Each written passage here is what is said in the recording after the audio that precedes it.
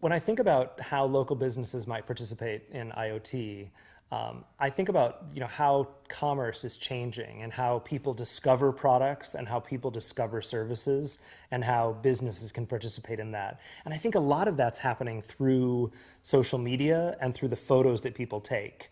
So for example, if you have a local business and let's say you sell clothing or some fashion, being able to connect the photos that people are taking of their friends and of celebrities with what's for sale at the local business will mean that that merchandising can happen in a much broader way. So I feel like applying image recognition to photos that people take and that the people see on social media can do a better job of connecting people to products and services. It's easier and easier today to prototype and to sort of experiment with what digital could mean to any existing product. And the tools have never been more available and more possible to embed a little bit of sensors or a little bit of technology in nearly everything. You see this happening right now, like Snapchat just came out with glasses. So even they are experimenting with how do people take photos, how do people share photos, how does wearables change their business?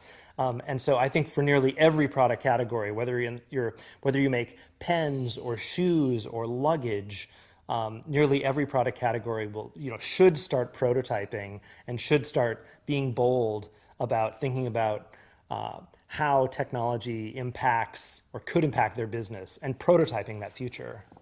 It's hard for me to come up with companies that won't be impacted by digital.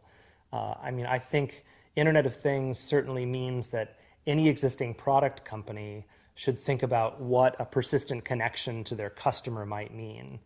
For business models are changing when you have a tie to a customer over time, right? So, think about the categories of appliance makers that are automatically replenishing filters or coffee or I was just with Samsung last week and we were talking about how the fridge or any product that Samsung makes is putting cameras inside, both to be able to restock the fridge or to be able to look at your cookies as they're being baked and understand, not burn the things that that you have in the oven. So, these new sensors or cameras are changing, the supply. Samsung is becoming a maker going from big steel boxes to becoming a coordinator of produce into the home. So it certainly changes how you think about companies that were making objects into being service providers.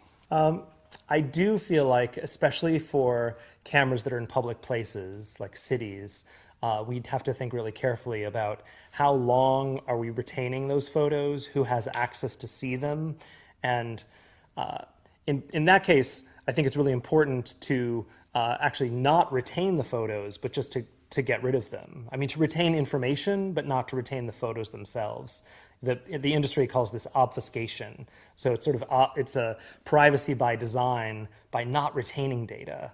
And so I think that's one of the things we should do with the cameras. They should notice things, but they should not save the photos.